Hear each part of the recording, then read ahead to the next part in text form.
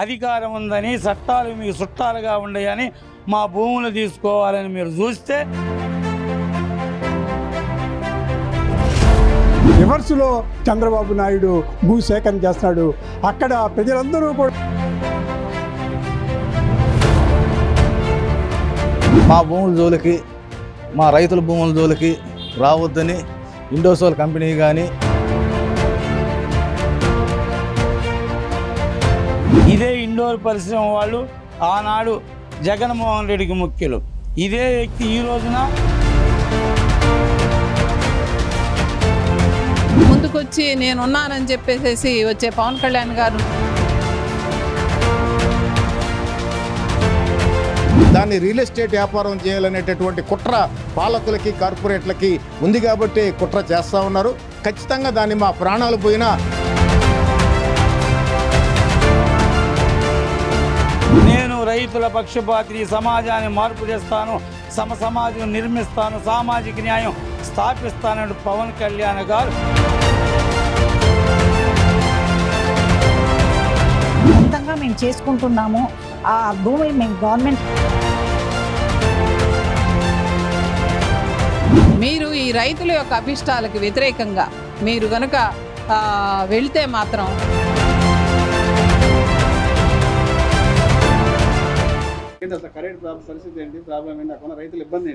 నా పేరు మిరియం శ్రీనివాసులు. ఆ గ్రామ రైతు పోరాట కమిటీకి మాట్లాడుతున్నాను. కరేడు మాది. ప్రభుత్వము ఈ భారీ పరిశ్రమలకు సంబంధించిన వాళ్ళు కలిసి మా సారవంతమైనటువంటి భూములను అతి తక్కువ రేటుకి కాజేసేదానికోసంగా ఒక పెద్ద కుట్ర అమరావతి టు కరేడు వరకు నడుస్తుంది. ఈ కరేడులో అనేటువంటిది సంవత్సరానికి 3 పంటలు వేసుకునేటువంటి భూములు. ఓ పక్క వరేస్తాము, ఇంకో పక్కన పత్తేస్తాము, మరో పక్కకు పోతే నిరంతరం కూరగాయల పంటలు ఉంటాయి, మరో పక్కకు పోతే సంవత్సరానికి రెండు సార్లు వేరుశనగ పంట ఉంటుంది, ఇంకో పక్క వెళ్తే అరటి తోటలు, టెంకాయ తోటలు ఉంటాయి. మత్స్యకారులేమో సముద్రంలో వేటాడుతుంటారు. మా గ్రామం అన్ని విధాలుగా అభివృద్ధి చెంది సస్యశ్యామలమైనటువంటి మా గ్రామం. మా గ్రామానికి 15 అడుగుల్లో మంచి నీళ్లు వస్తాయి. మినరల్ వాటర్ కూడా వాటి ముందు సాలవు. వీటి మీద ఈ ఇండో సోలార్ పరిశ్రమ వాళ్ళు కన్నేశారు. గతంలో ప్రభుత్వంలో వాళ్ళకి చేవూరు అనేటువంటి గ్రామంలో 5,000 చిల్లర ఎకరాలు కేటాయించారు. అందులో 114 ఎకరాల్లో నిర్మాణం కూడా పూర్తయిపోయింది. అలాంటిది ఆగమేఘాల మీదుగా తీసుకొచ్చి మా కరేడు గ్రామంలో ఈ పరిశ్రమను పెడతామంటంలో ఆంతర్యం ఏమిటో మాకు అర్థం కావట్లేదు. ఇదే ఇండోర్ పరిశ్రమ వాళ్ళు ఆనాడు జగన్మోహన్ రెడ్డికి ముఖ్యులు. ఇదే వ్యక్తి ఈ రోజున లోకేష్ బాబుకి, చంద్రబాబు నాయుడు గారికి వీళ్ళు ముఖ్యులైపోయారు. అంతేగాని రైతుల జీవితాల మీద దెబ్బకొట్టి వీళ్ళు భారీ పరిశ్రమల వారికి ఇలాంటి వేల కోట్ల లక్ష విలువ చేసేటువంటి భూములను కట్టబెట్టాలని చూడటం చాలా దుర్మార్గమైనటువంటిది. వీటన్నిటికీ కూడా మాకు డౌట్ కూడా ఉంది. ఒంగోలు ప్రాంతంలో చేమకుర్తిలో గత 100 సంవత్సరాల క్రితం అది ఒక బీడు భూమిగా కనిపించేది. తర్వాత రాను రాను రాను అక్కడ కింద గ్రనైట్ ఉందని అది గమనించిన విధంగా మా భూముల్లో కూడా ఏమన్నా నిధులు నిక్షేపాలు ఏమన్నా ఉంటే వీళ్ళు బలవంతంగా మా భూములు కావాలంటున్నారా అనేది ఒక ప్రశ్న. మేము పరిశ్రమలకు వ్యతిరేకం కాదు, ఈ రాష్ట్ర అభివృద్ధికి వ్యతిరేకం కాదు. అయితే నిరుపయోగంగా కొన్ని వేల ఎకరాలు మూలుగుతున్నాయి. అక్కడ ఈ పరిశ్రమను పెట్టుకోండి. ఇండో సోలార్ పరిశ్రమ అనేది ఎక్కడ ఎడారిలో పెట్టినా కానీ దానివల్ల ఎలాంటి ఇబ్బంది లేదు. ఒకప్పుడు రాజధాని కట్టాలని శ్రీకృష్ణ కమిటీనే దొనకొండ ఏరియాని ఎన్నుకుంది. అలాంటి ప్రాంతంలో పెట్టకుండా రైతులు మేము ఈయం బాబో అంటుంటే మీరు ఇవ్వాల్సిందేననేటువంటిది అధికారం ఉందని, చట్టాలు మీకు చుట్టాలుగా ఉండయని మా భూములు తీసుకోవాలని మీరు చూస్తే రైతుల ఐక్యత ముందు ఏ ప్రభుత్వం కూడా నిలబడదు, కొట్టుకొని పోతుంది. అన్ని రాజకీయ పార్టీలు కూడా దీన్ని ఆలోచించాలి. మాకు ఈనాడు మా గ్రామ రైతుల తరపున వివిధ కమ్యూనిస్టు పార్టీలు, కాంగ్రెస్ పార్టీ, ఈనాడు మళ్ళీ మాకు వైసీపీ పార్టీ కూడా మద్దతు ఇస్తూనే ఉంది. ఈ రోజున అంటే ఒక్క కూటమి ప్రభుత్వం మాత్రమే దీనికి వ్యతిరేకంగా ఉంది. నేను రైతుల పక్షపాతిని, సమాజాన్ని మార్పు తెస్తాను, సమాజం నిర్మిస్తాను, సామాజిక న్యాయం స్థాపిస్తానని పవన్ కళ్యాణ్ గారు ఏ గంప కింద కూర్చొని కోడిగుడ్డు పెడుతున్నాడో మాకు అర్థం కావట్లేదు. ప్రజల సమస్యలు నీకు పట్టవా? ఉప ముఖ్యమంత్రి పదవి రాగానే నీ హావభావాలు మొత్తం మారిపోయి ప్రజలకు దూరంగా ఉంటే ఇదే నీకు చివరి ఎన్నికలు, ఇదే నీ చివరి రాజకీయం అని మేము చెప్పదలుచుకున్నాం. నీవు కూటమిలో ఉన్నా కానీ రైతుల పక్షాన న్యాయంగా మాట్లాడు, మా గ్రామాన్ని సందర్శించు, ఆ గ్రామ భౌగోళిక పరిస్థితులను ఒకసారి తెలుసుకో. ఇది పరిశ్రమకు ఇవ్వాల్సినటువంటి భూమినా లేకపోతే రైతులు శాశ్వతంగా జీవించేటువంటి భూమినా అనేటువంటి అర్థం చేసుకో. వాళ్ళు ఎన్ని లక్షలు మాకు ఇచ్చినా డబ్బులు ఇస్తే ఒక రైతుకి కూలీగా మారిపోతాడు 10 సంవత్సరాల్లో. కాబట్టి నేను మా తాతగారు మా తండ్రి గారికి భూమి ఇచ్చాడు, మా తండ్రి నాకు ఇచ్చాడు, నేను నా కొడుకు భూమి ఇవ్వాలని కోరుకుంటాను తప్ప ఈ డబ్బులు ఇవ్వాలని కోరుకోము. ఎన్ని డబ్బులు ఇచ్చింది లెక్క పెట్టరు. నా తండ్రి నాకు భూమి ఇచ్చాడనంటే నేను రైతుగా ఉంటాను, నా బిడ్డ రైతుగా ఉంటాడు. ఒక వ్యవసాయం ఉంటుంది, ఒక ఉత్పత్తి ఉంటుంది, ఆహారాన్ని తయారు చేసే భూముల మీద మీ కన్ను పడితే మీ కంటిలో కారం పడ్డట్టే, మీ కంటిలో ముళ్ళు గుచ్చుకున్నట్టే. ఓ ప్రభుత్వ పెద్దలారా, మీ రాజకీయ ప్రయోజనాల కోసం కొన్ని వేల కోట్లను సబ్సిడీ రూపంలో తీసుకుంటున్నారు. ఇదేమో ఇండో సోలార్ వాళ్ళ సొంత డబ్బులు, వాళ్ళ తాతల తండ్రుల డబ్బులు కాదు. ఇది ప్రభుత్వం నుంచి, కేంద్ర రాష్ట్ర ప్రభుత్వాల నుంచి 69,000 కోట్లతో స్థాపిస్తున్న ప్రాజెక్టుకి 49,000 కోట్లు సబ్సిడీ. అంటే ఒక పక్క ప్రజలు కట్టే పన్ను రూపాన అక్కడ నువ్వు సబ్సిడీ రూపాన లోన్ తీసుకుంటున్నావు, సబ్సిడీ తీసుకుంటున్నావు. ఇక్కడ మా ఈ విలువైనటువంటి భూములు తీసుకొని మీరు పరిశ్రమలు కట్టాలంటే ప్రభుత్వం దానికి ఒత్తాసు పలుకుతూ వాళ్ళని ప్రోత్సహిస్తూ మా గ్రామం మీద ఎన్నడూ లేని విధంగా ఆంక్షలు విధిస్తున్నారు. 30 యాక్ట్ ఉందంటారు, 144 సెక్షన్ ఉందంటారు. మేము కోర్టుకు పోతే మళ్ళీ అదే పోలీసులు ఆ గ్రామంలో ఏ యాక్టు లేదని కోర్టుకి తప్పుడు నివేదికలు ఇస్తున్నారు. మరోపక్క ఎండోమెంట్ దేవస్థాన భూములను కూడా ఈ నోటిఫికేషన్లో ఇచ్చారు. దీని మీద కూడా మేము కోర్టుకు వెళ్ళి ఉన్నాం. ఎండోమెంట్ ఫారెస్ట్ భూముల మీద నోటిఫికేషన్ ఇచ్చే అధికారం ఈ ప్రభుత్వానికి ఉందా?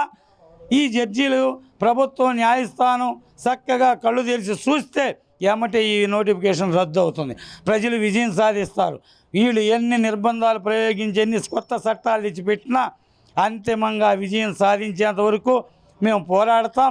మా పోరాటాన్ని మా గ్రామానికే పరిమితం కాదు, ఈ కోస్టల్ ఏరియాలో తడ నుంచి శ్రీకాకుళం దాకా దీన్ని పారిశ్రామిక క్యారిడార్గా మార్చేదాని కోసం బలవంతంగా ఇక్కడ మొదలుపెట్టారు. ఈ భూములన్నీ కోల్పోతారు రానున్న రోజుల్లో. ఏ పార్టీ అధికారంలో ఉన్నా ఈ భూములన్నీ కొట్టేసేదానికి ఒక కుట్ర పంతున్నారు. ఇక్కడ నీటి వసతి, సముద్రము, ఏరులు ఉన్నాయి. ఈ బిజినెస్ వ్యాపారాలు చేసుకునే బడా పారిశ్రామికవేత్తలకి ఒత్తాసు పలకడానికి ప్రభుత్వాలు పనిచేస్తున్నాయి తప్ప ప్రజల కోసం కాదు. వీళ్ళు ఇచ్చేటువంటి పథకాలు కూడా ఇవన్నీ బూటకమే. మా భూములే మాకు దక్కకుండా చేస్తూ మీరు ఇచ్చే పథకాలు మాకు అవసరమని మేము ప్రశ్నిస్తున్నాం. రానున్న రోజుల్లో మా ఉద్యమాన్ని ఉధృతం చేస్తాం. ఈ రాష్ట్రంలో ఉన్నటువంటి ప్రజాస్వామికవాదుల్ని అందరినీ, అన్ని రాజకీయ పార్టీలని కలుపుకొని ఇదే విజయవాడ నడి గడ్డ మీద లక్షలాది మందితో భారీ బహిరంగ సభ ఏర్పాటు చేసి ప్రభుత్వానికి ఒక సవాల్ ఇసే కార్యక్రమానికి శ్రీకారం చుడతామని తెలియజేస్తున్నాం. నా పేరు డి హరినాథ్, అఖిల భారత కిసాన్ మహాసభ రాష్ట్ర కార్యదర్శి. ఈరోజు చంద్రబాబు నాయుడు గతంలో విధానాలను ఏమాత్రం మార్చుకోలేదు. ఈరోజు హరితాంధ్రని పారిశ్రామిక ఆంధ్రప్రదేశ్గా మార్చడానికి ఆయన అమరావతి నుంచే శ్రీకారం చుట్టాడు. గతంలో తీసుకున్న 33,000 ఎకరాలే కాకుండా ఈరోజు మరో 45,000 ఎకరాల భూముల్ని తీసుకుంటున్నాడు. ఆయన గతంలో కూడా భూ బ్యాంకులను నేను అభివృద్ధి చేస్తానని చెప్పాడు. ఈరోజు నెల్లూరు జిల్లా కరేడులో దాదాపుగా 8,000 ఎకరాల సుక్షేత్రమైన 3 పంటలు పండే భూముల్ని తీసుకుంటానికి ప్రయత్నం చేస్తే అక్కడ రైతాంగం తిరుగుబాటు చేస్తున్నారు. దాన్ని అంచడం కోసమని సెక్షన్ 30 పేరుతో 144 పేరుతో గ్రామాన్ని ఒక అపరికడిత ఎమర్జెన్సీగా అక్కడ ప్రయత్నం చేస్తున్నాడు. అక్కడ ప్రజాభిప్రాయ సేకరణ చేయకుండానే నోటిఫికేషన్ పెట్టి అక్కడ తీసుకునే ప్రయత్నం చేస్తే కరేడు రైతాంగం నేషనల్ హైవే మీదకి వచ్చి దాన్ని నిలుపుదల చేసిన తర్వాత ప్రజాభిప్రాయ సేకరణ తీసుకోవడం జరిగింది. అంటే రివర్స్లో చంద్రబాబు నాయుడు భూ సేకరణ చేస్తున్నాడు. అక్కడ ప్రజలందరూ కూడా వచ్చి అక్కడ చాలా నిర్దిష్టంగా మా భూములు తీసుకుంటానికి వీల్లేదని ప్రజాభిప్రాయ సేకరణలో వ్రాతపూర్వకంగా రాసి ఇవ్వటం కూడా జరిగింది. ఈరోజు అదే చోట ఈ రోజున దేవాలయాలు ఉన్నాయి. 3 దేవాలయాలకు సంబంధించిన 140 ఎకరాల భూమిని ఎండోమెంట్ రూల్స్కి వ్యతిరేకంగా ఈ నోటిఫికేషన్లో పెట్టాడు.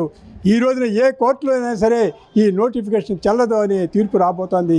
అందుకని అక్కడ సుక్షేత్రమైన 3 పంటలు పండే భూముల్ని, అక్కడ ఉన్న మత్స్యకారుల్ని జీవనోపాధికి దెబ్బకొట్టే ఇండోసోల్ కంపెనీకి ఇవ్వటం వెనకాల కూడా ఎలక్టోరల్ బాండ్స్ రూపంలో 40,000 కోట్ల రూపాయలు చంద్రబాబు నాయుడికి వాళ్ళు ఇచ్చారు. కాబట్టి ఈ రోజున ఆ భూముల్ని నిస్సిగ్గుగా వాళ్ళకి అప్పగించడానికి ప్రయత్నం చేస్తున్నాడు.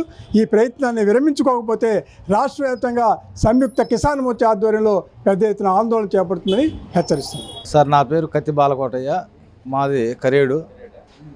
నేను ఒక గిరిజన నాయకుడిని. యానాది సంఘాల మహాకూటమి అనే ఆర్గనైజేషన్కి నెల్లూరు జిల్లా కోశాధికారిగా నేను పనిచేస్తున్నాను. మా గిరిజనులు అనేటువంటి వాళ్ళు కరేడు రైతులను నమ్ముకొని రైతులు ఉన్నటువంటి పొలాల్లో మామిడికాయలు కోసుకుంటూ, మామిడి తోటలు పనులు చేసుకుంటూ, అదేవిధంగా సపోటా తోటల్లో పనులు చేసుకుంటూ, వరి మాగాణి, అదేవిధంగా వేరుజనగ, ప్రతి ఒక్క విషయంలో రైతులను నమ్ముకొని మేము జీవనం కొనసాగిస్తున్నాము. మా భూముల జోలికి, మా రైతుల భూముల జోలికి రావద్దని ఇండోసోల్ కంపెనీ కానీ ఏ ఇతర ప్రైవేటు సంస్థలు కూడా ఆ యొక్క విషయంలో వెనకడుగు వేయటం చాలా మంచిదని మా యొక్క ఉద్దేశము. ఈ విషయంలో కరేడు రైతులు మాకు అండగా ఉన్నంత వరకు మాకు ఎలాంటి ఇబ్బందులు జరగలేదు ఇంతవరకు. మా యొక్క ముఖ్య ఉద్దేశం ఏంటంటే మా పొట్ట కొట్టవద్దని మేము ప్రాధేయపడుతున్నాము. ఈ విషయంలో ఉన్న ప్రభుత్వము వారు, తర్వాత అధికారులు ప్రతి ఒక్కళ్ళు కూడా ఆలోచించి అడుగు వేయాలని కోరుకుంటూ సెలవు తీసుకుంటున్నాను. మీ ప్రాంతాన్ని అభివృద్ధి చేస్తా ఉన్నారు కదా ప్రభుత్వం, మీరు మీ ప్రాంతం అభివృద్ధి వద్దంటారా? ఉద్యోగ అవకాశాలు వస్తాయని అంటున్నారు. మాకు ఇప్పుడు ఉన్న అభివృద్ధి చాలు, మాకు ఇక ఇంతకంటే అభివృద్ధి మాకు అవసరం లేదు అని సవినయంగా తెలియజేసుకోండి. నా పేరు రోషనారా. మేము నెల్లూరులో ఉంటాము. యాక్చువల్లీ ఉలవపాడు మా ఊరు, మా అమ్మ వాళ్ళ ఊరు. మాకు యాక్చువల్ 28 acres ల్యాండ్ ఉంది మాకు ఉలవపాడులో. ఇప్పుడు దీంట్లో 25 acres తీసుకుంటామని నోటిఫికేషన్లో వచ్చింది. నాకు, మా తమ్ముడిది, మా చెల్లెలది, మా సొంత అర్జితం ఇది. ఒక 40 years నుంచి ఆ 25 ఎకరాలు మా అమ్మ సొంతంగా తన చేత్తో ప్రతి చెట్టు నాటిందనమాట. నాటి లాస్ట్ 5 years బ్యాక్ మా అమ్మ పోయారు. అప్పటి వరకు తనే సొంతంగా అన్నీ చూసుకున్నారు. ఇప్పుడు నేను, మా తమ్ముడు ఎవరి పొలాలు చేసుకుంటున్నాం.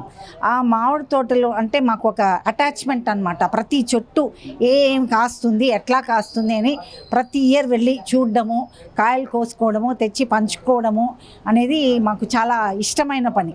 ఆ చెట్టులతో మాకు అంత అటాచ్మెంట్ ఉంది. అందుకు ఇంకా మేము సొంతంగా మేము చేసుకుంటున్నాము. ఆ భూములు మేము గవర్నమెంట్కి ఇవ్వదలుచుకోలేదు. అది ఎలా కొట్టేస్తారు, ఒక్కొక్క చెట్టును కొట్టేస్తే మా ప్రాణం పోతున్నట్టు అనిపిస్తుంది దాన్ని అలా కొట్టేయడాన్ని. అలాగా అందుకు మేము ఇవ్వదలుచుకోలేదు ఆ తోటల్ని. అందుకే పత్రికాముఖంగా కూడా మేము చెప్పాము, రాసి ఇచ్చేసాము కలెక్టర్కి కూడా. మేము ఇవ్వము, మా తోటలు మేము ఎప్పటికీ ఇవ్వము. అవి మా పిల్లలకు కూడా మాకు ఉండాలి. మామిడి తోటలు ఉన్నాయి మాకు ఉలవపాడులో అనేది మాకు ఉండాలి. అది అందుకు ఇవ్వదలుచుకోలేదు. ప్రభుత్వం అభివృద్ధి చేస్తాను, ప్రాజెక్టులు తీసుకొస్తా, ఉపాధి కల్పిస్తూ చెప్తున్నారు కదా. ఉపాధి ఏమీ ఉంది, ఉపాధి ప్రజలకు ఉంది. అక్కడ వాళ్ళు పొలాలు చేసుకుంటున్నారు.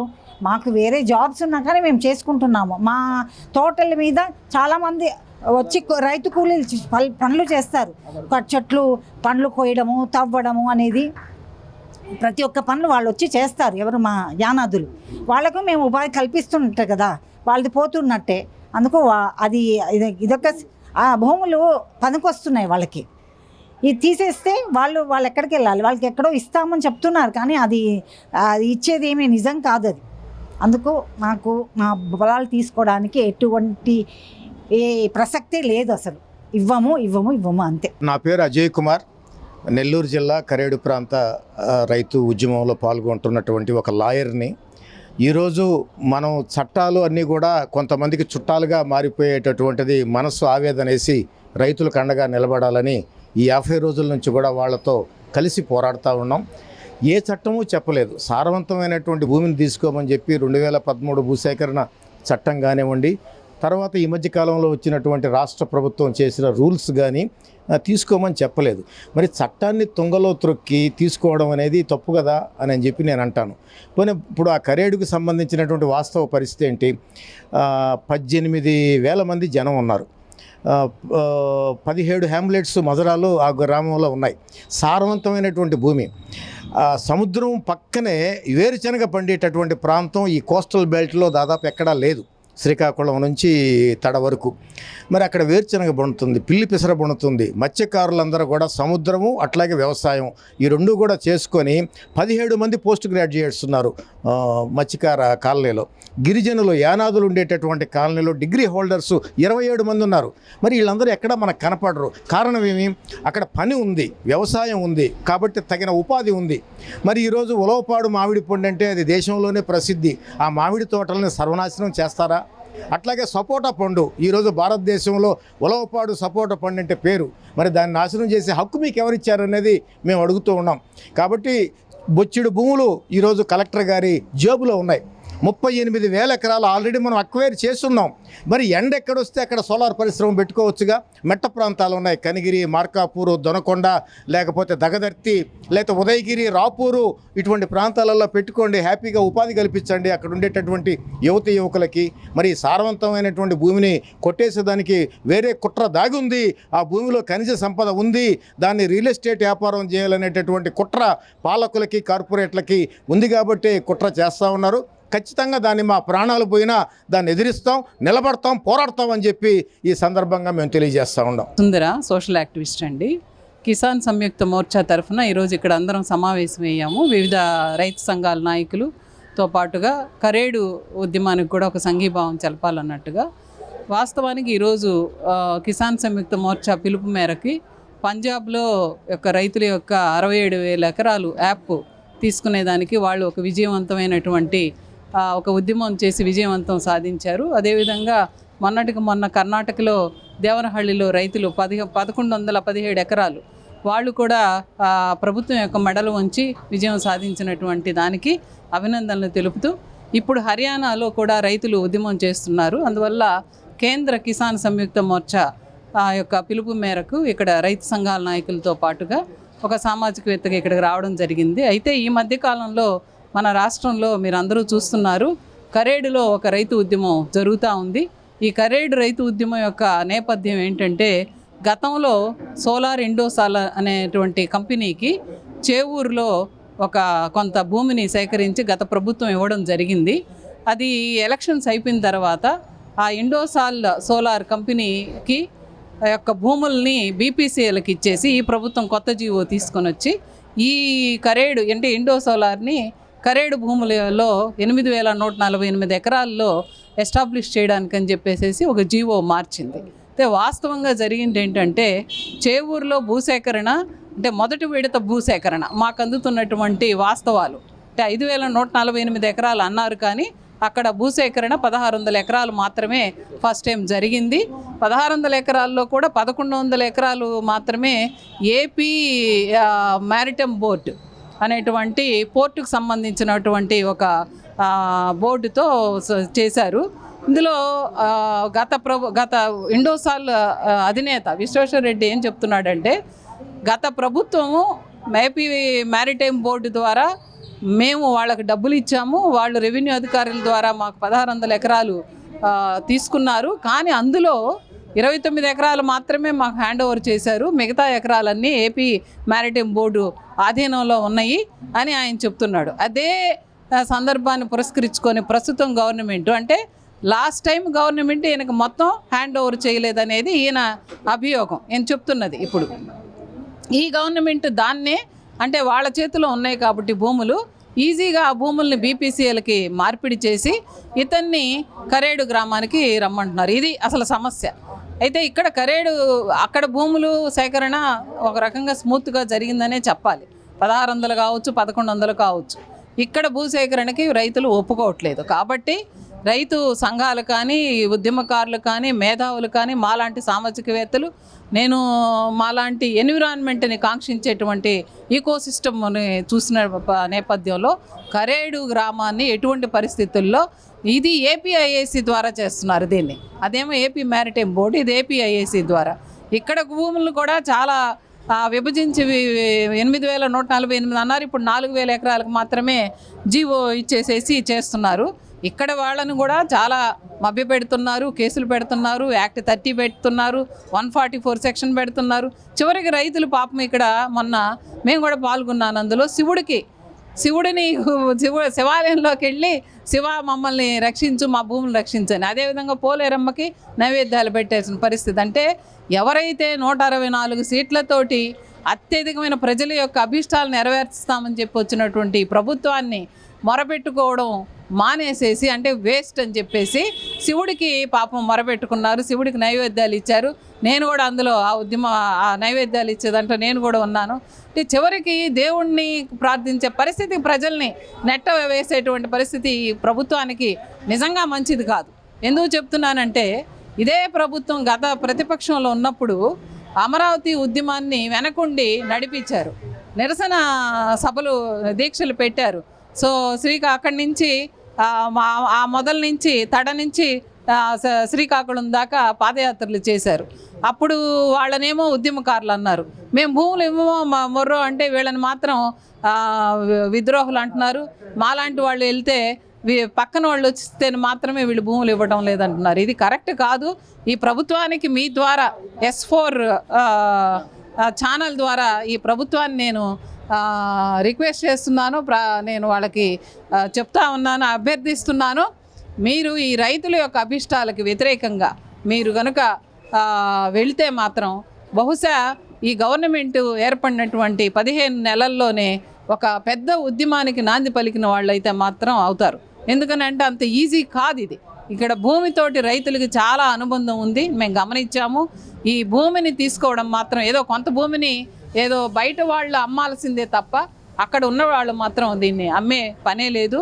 ప్రభుత్వానికి ఇది హెచ్చరిక అనుకోండి, అభ్యర్థన అనుకోండి, ఏదైనా అనుకోండి, ఈ రైతు ఉద్యమంలో మాలాంటి వాళ్ళు కూడా అందరూ ఇన్వాల్వ్ అయ్యారు అంటే ఇది ఎంత భావావేశాలతో విమిడిపోయి ఉందో అనేది ప్రభుత్వం గుర్తించాలి. అదేవిధంగా పవన్ కళ్యాణ్ గారు చీమ చిటుక్కుమంటే ముందుకొచ్చి నేనున్నానని చెప్పేసి వచ్చే పవన్ కళ్యాణ్ గారు నోరు మెదపడం లేదు. ఆయన అపాయింట్మెంట్ అడిగాము, ఆయన ఇవ్వలేదు, రైతులకు ఇవ్వలేదు. కనీసం ఆయన ఇది ఏం జరుగుతుంది కరేళ్ళు అనేది కూడా గమనించలేనటువంటి పరిస్థితుల్లో ఉన్నారు. కాబట్టి ప్రభుత్వం వెంటనే దీన్ని స్పందించి నెల్లూరు జిల్లాలో వేస్ట్ ల్యాండ్స్ ఇంకా 50,000 ఎకరాలు భూసేకరణకు గురి ఉంటే 10,000 ఎకరాలు మాత్రమే వినియోగంలో ఉన్నాయి. ఇది చాలా ఇంపార్టెంట్. 40,000 ఎకరాల్లో కావాల్సినన్ని కంపెనీలు పెట్టుకోవచ్చు, కావలసినంత ఇండస్ట్రీ హబ్ని ఎస్టాబ్లిష్ చేసుకోవచ్చు అని చెప్పేసి చెప్తున్నాము. కాదు కూడదు అంటే ఇప్పటి నుంచే ఆంధ్రప్రదేశ్ని ఒక ఉద్యమాలకు నిలయంగా మార్చేటువంటి పరిస్థితి చంద్రబాబు నాయుడు గారికి, కూటమికి తప్పదని మాత్రం చెప్తున్నా.